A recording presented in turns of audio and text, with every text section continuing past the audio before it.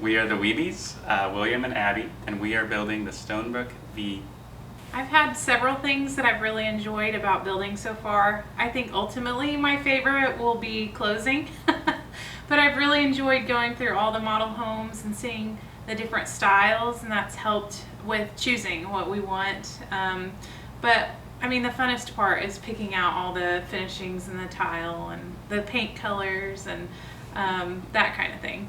I think what sets Shaw apart from other builders, we built before, and just the structure that they have and the organization process, we just know what to expect before we get into it, and just because of how much more organized it is. The advice that I would give to someone who's thinking about building, specifically thinking about building with Shaw, is prioritize what you really want, especially with the custom options.